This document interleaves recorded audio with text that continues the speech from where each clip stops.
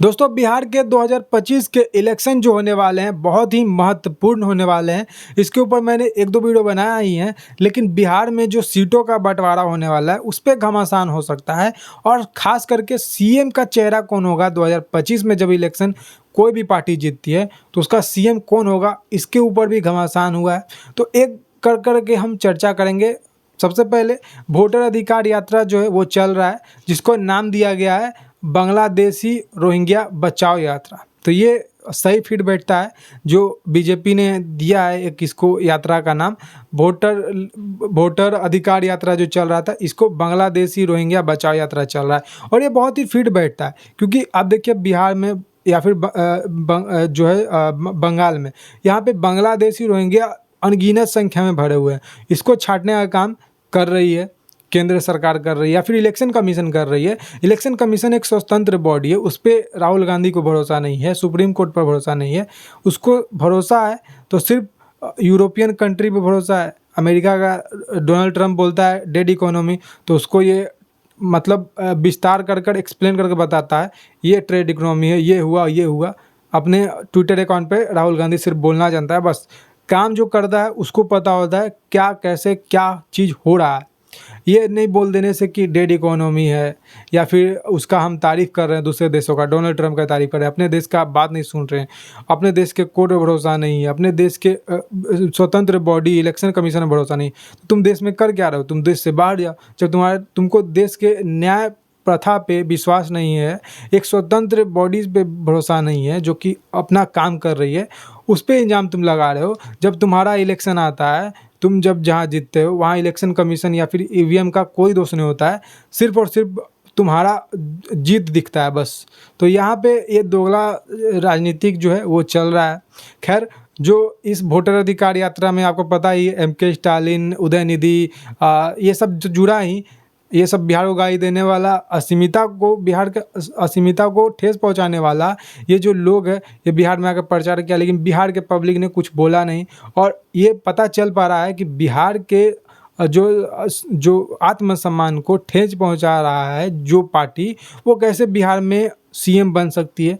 अब देखिए आरजेडी के अभी मुख्य चेहरा जो है तेजस्वी यादव, वो बिहार को कैसे मतलब सम्मान दे सकते हैं, जो कि बिहार के आत्मसम्मान के साथ खेल रहे हैं स्टालिन को बुलाकर, जो कि पता है आपको वो क्या क्या बोल चुका है फिर भी। लेकिन खैर, इसमें जो है वोटर अधिकार यात्रा में अभी नए एक नेता जुड़े हैं जिनका नाम अखिलेश यादव है। अखिलेश यादव यूपी के आपको पता ही होगा, समाजवादी पार्टी के। वो भी साइकिल से यात्रा में चल रहे हैं। अब देखते हैं साइकिल उनका कितना काम करता है, लेकिन इस यात्रा में वो चल रहे हैं।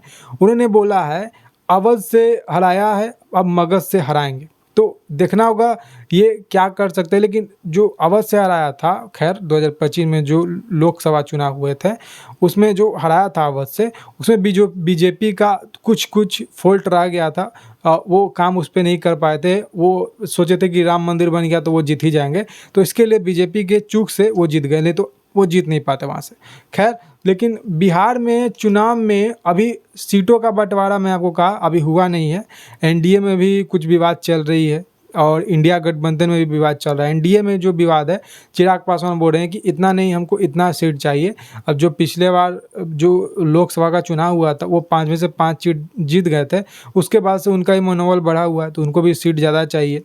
क्योंकि आपको पता ही है, अब जो किसी पार्टी का अगर सीट बढ़ जाए तो वो थोड़ा ज़्यादा उत्साहित हो जाती है और ज़्यादा सीटों का मांग भी करती है, तो इसीलिए वो भी अपने सीटों का मांग कर रहे हैं। इंडिया गठबंधन में अभी ये चल रहा है कि सीएम कौन होगा और सीट का बंटवारा होने का जो चल रहा है, उसमें देख रहे होंगे आप लोग कि जो आरजेडी है वो ज़्यादा सीट कांग्रेस को देना नहीं चाहती, क्योंकि कांग्रेस जो है वो मिनिमम आपको पता है पिछली बार 2020 में 1 से 2 सीट जीती थी। तो यहाँ पे वो ज़्यादा रिस्क नहीं लेना चाहती है आरजेडी। यहाँ पे जो है कांग्रेस को ज़्यादा सीट नहीं देना चाहती है, लेकिन कांग्रेस जो है वो ज़्यादा सीट लेना चाहती है, इसके ऊपर अड़ी हुई है। लेकिन खैर, देखना होगा क्या होता है। लेकिन अगर चुनाव एनडीए जीती या फिर जो है इंडिया गठबंधन के कोई भी जीते, तो इसमें सीएम कौन होगा, इंडिया में आप देख लीजिए, इंडिया गठबंधन में तेजस्वी यादव को अभी सीएम फेज का उम्मीदवार बताया नहीं जा रहा है कांग्रेस की तरफ से। आरजेडी कितना ही बोले कि तेजस्वी सीएम होंगे, लेकिन अगर कांग्रेस का सीट आता है तो बिना कांग्रेस के सपोर्ट के वो सीएम कैसे बनेगा, या फिर कांग्रेस का ज़्यादा सीट आ जाता है तो कांग्रेस तो अपने चेहरे को बनाएगी, तो यहाँ पे चटक सकता है। तो यहाँ पे जो है तेजस्वी यादव के नाम पे अभी कांग्रेस मोहर नहीं लगा रही है, लेकिन तेजस्वी यादव जो है वो राहुल गांधी को इंडिया का प्रधानमंत्री बनाने के लिए मोहर लगा चुके हैं। तो इसके ऊपर चल रहा है कि वो इंडिया के तेजस्वी पीएम बनाना चाहते हैं राहुल गांधी को, इसके लिए उन्होंने एक्सेप्ट कर लिया, लेकिन राहुल गांधी एक्सेप्ट नहीं कर रहे हैं कि सीएम जो है बिहार का तेजस्वी यादव बनेंगे। ये इस पर बात चल रहा है। एनडीए में आते हैं तो एनडीए में आपको पता होगा चिराग पासवान एक उम्मीदवार लग रहे हैं सीएम फेज का, और अपने नीतीश कुमार तो है ही।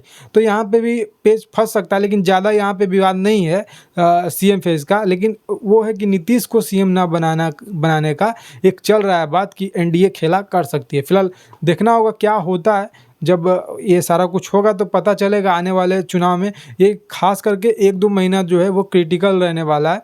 एनडीए का अभी चुनाव ज़्यादातर हुआ नहीं है, अभी इंडिया गठबंधन का हो रहा है, और अभी प्रशांत किशोर जो है उनके पार्टी का अभी जन स्वराज का हो रहा है अभी प्रचार। लेकिन एनडीए अभी पूरे तरह से कूदी नहीं है पूरे तरह से बिहार चुनाव में, क्योंकि अभी प्रधानमंत्री भी जो है एससीओ समिट में चाइना गए हुए हैं, जापान गए हुए हैं। तो यहाँ पे जो है प्रधानमंत्री को जियो पॉलिटिकल्स पे ध्यान देना पड़ रहा है ज़्यादातर, तो इसीलिए वो भी फ्री नहीं है। उनके फ्री होते ही एनडीए जो है पूरे तरह से चुनावी मूड में एक्टिव हो जाएगी। ऐसा नहीं कि एनडीए एक्टिव नहीं है, एनडीए एक्टिव है बिहार में चुनाव के लिए, लेकिन अभी वो बड़े लेवल के प्रचार नहीं कर रहे। अंदर अंदर तो प्रचार हो ही रहा है, एनडीए कोई बैठा हुआ नहीं है। तो यहाँ पे ये पेज फंस सकता है एनडीए में भी, और तेजस्वी यादव के पार्टी आरजेडी में भी, इंडिया गठबंधन में भी। तो ये सारा कुछ लग रहा है जो कयास लगाए जा रहे हैं। अभी आपको पता ही होगा लालू परिवार में भी कलेश चल रहा है। आपको पता ही है बड़े बेटे जो तेज प्रताप यादव हैं, उनका जो एक लड़की के साथ जो विवाद हुआ था, फोटो वायरल हुआ था, उसके बाद से उनको पार्टी से निष्कासित कर दिया गया।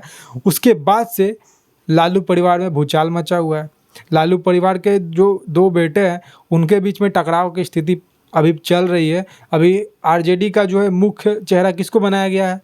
तेजस्वी यादव को, जबकि बनना चाहिए तेज प्रताप को। तो तेज प्रताप को तो पूरे तरह से निकाल कर फेंक दिए तेजस्वी यादव, और तेज प्रताप तो कहीं आरजेडी में है ही नहीं, चेहरा ही नहीं है। लेकिन तेजस्वी और तेज प्रताप में अभी चल रहा है टकराव, क्योंकि आपको पता ही होगा तेज प्रताप यादव ने एक नई पार्टी बनाई है, जेजेडी, जनशक्ति जनता दल इस पार्टी का नाम है। तो नई पार्टी इन्होंने बनाया है, और 5 पार्टियों का गठबंधन भी किया है, जो कि लोकल ग्रामीण पार्टी है। जिसमें पहला पार्टी है विकास वंचित इंसान पार्टी, वीवीआईपी। दूसरे पार्टी भोजपुरिया जन मोर्चा, बीजेएम। और तीसरी पार्टी जो है प्रगतिशील जनता पार्टी, पीजेपी। वाजिब अधिकार पार्टी, डब्ल्यूएपी। और पांचवा और आखिरी संयुक्त किसान विकास पार्टी, एसकेवीपी। ये सारे जो पार्टी है, 5 पार्टी का गठजोड़ जो है तेज प्रताप यादव ने बनाया है, 5 पार्टी का। तो देखना होगा इनको क्या फ़ायदा मिलता है। ये भी अभी चल रहे हैं अपने भाई के खिलाफ। इन्होंने एक बयान भी दिया है, बहुत तेज़ी से वो वीडियो जो है वायरल हो रहा है। तेज प्रताप यादव जो है अपने मंच पे चढ़ते हैं, चुनाव प्रचार करने के लिए सभा को संबोधित करते हैं। सभा को संबोधित करने के बीच में ही उनके प्रोग्राम में कोई एक आदमी जो है वो बोल देता है तेजस्वी यादव जिंदाबाद, तेजस्वी यादव की सरकार बनेगी, ये कुछ करके वो बोलता है। तो जब तेज प्रताप को ये सारा कुछ बोलता है वो, तो तेज प्रताप भड़क जाते हैं। तेज प्रताप भड़क के क्या बोलते हैं कि किसी की सरकार नहीं होती है, जनता की सरकार होती है। और उन्होंने भड़काऊ थोड़ा बयान अपना दिया।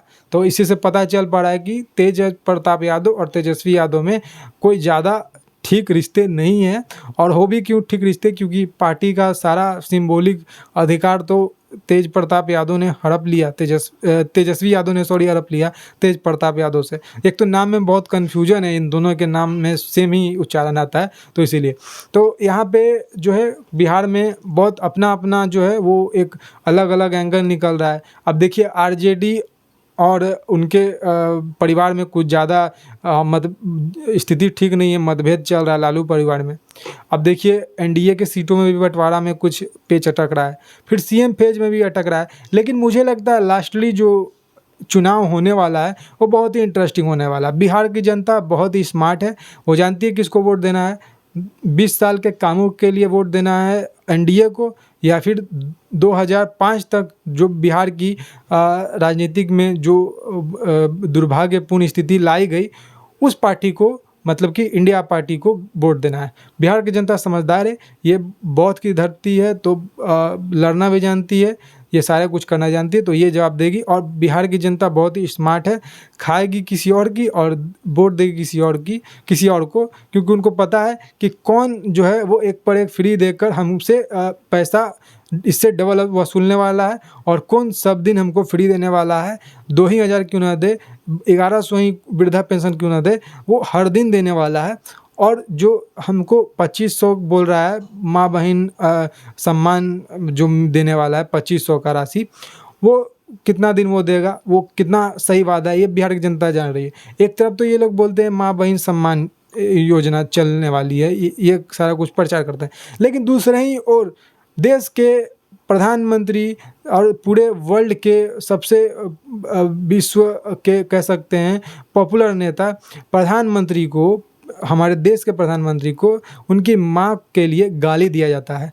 एक तरफ आप बोलते हैं माँ बहन सम्मान योजना, एक तरफ प्रधानमंत्री के ही माँ को गाली देने का काम करते हैं। तो ये जनता जान रही है किस तरह का आप ये भाषा का उपयोग करवा रहे हैं अपने कह सकते हैं कार्यकर्ता से, या फिर अपने ही एजेंट से। बोलती है कि कांग्रेस की बीजेपी की एजेंट है, कोई बीजेपी की एजेंट नहीं है। सभी को पता है कोई भी प्रचार प्रसार हो रहा है उसमें क्या सिक्योरिटी का एंगल होता है, सिक्योरिटी कितने चाक चौबंद होती है। तो सिक्योरिटी जो है वो टाइट है, और उसी सिक्योरिटी के बीच में बीजेपी का एजेंट आ जाए, ये अपने आप में बोलना मूर्खतापूर्ण है। तो जो है कांग्रेस दूसरे को मूर्ख बनाना चाह रही है, लेकिन वो अपने ही मूर्ख बन रही है।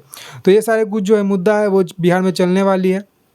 बिहार जो है वो किसके ऊपर वोट देगी ये बिहार की जनता तय करेगी, 20 साल के काम पे, या फिर 2005 तक जो, या फिर 2002 तक बिहार के काम में जो दुर्भाग्यपूर्ण करने का स्थिति जो बनाई थी आरजेडी, उसके ऊपर वोट देना है। किसके ऊपर वोट देना है ये सारा कुछ बिहार की जनता तय करेगी। लेकिन एक मुद्दा और है, बिहार में अभी तेज़ी से चल रहा है, बहुत पहले से चल रहा है कि 17 महीना जो आपको पता ही है जो है नीतीश अपना पाला बदल कर गए थे आरजेडी में 2022 में। तो 17 महीना ये सरकार रहा था, फिर उसके बाद पाला बदल के एनडीए में आ गए। तो वो 17 महीना जो है उसमें जो है तेजस्वी यादव जो है वो बहुत ज़्यादा नौकरी दिए थे, 5 लाख नौकरी दिए थे, ये युवा सब बोल रहे हैं। लेकिन उनको ये नहीं पता है अगर वो 5 लाख नौकरी दी है, तेजस्वी यादव ही मान लेते हैं नौकरी दिए थे, तो उसके ऊपर साइन उप मुख्यमंत्री का रहेगा क्या, कि मुख्यमंत्री का रहेगा। मुख्यमंत्री का काम है साइन करना सारे जो है कागज में, महत्वपूर्ण इंपॉर्टेंट डॉक्यूमेंट में बिना जो है सीएम के साइन का कुछ नहीं होता है। तो सीएम का साइन होगा, ना कि उप सीएम का साइन होगा। सीएम का साइन होगा और सीएम ही तय करते हैं किसको क्या करना है।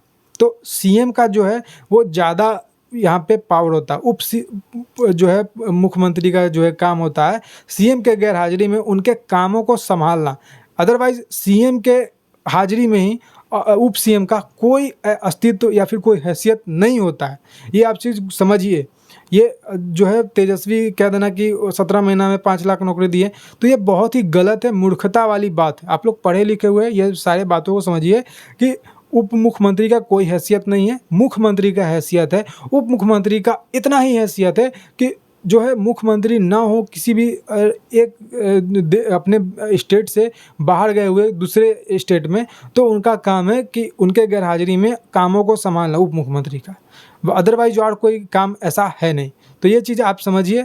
और एक तरफ रहा कि वोटर अधिकार, तो वो तो पोल खुल ही गया है। वोटर अधिकार कितना चल रहा है, कितना उसको बांग्लादेशी रोहिंग्या को आप लोग जोड़ रहे हैं, ये सारा कुछ पब्लिक को पता है। पब्लिक के मुद्दे बहुत अच्छे हैं, उनको कोई भटका नहीं सकता है।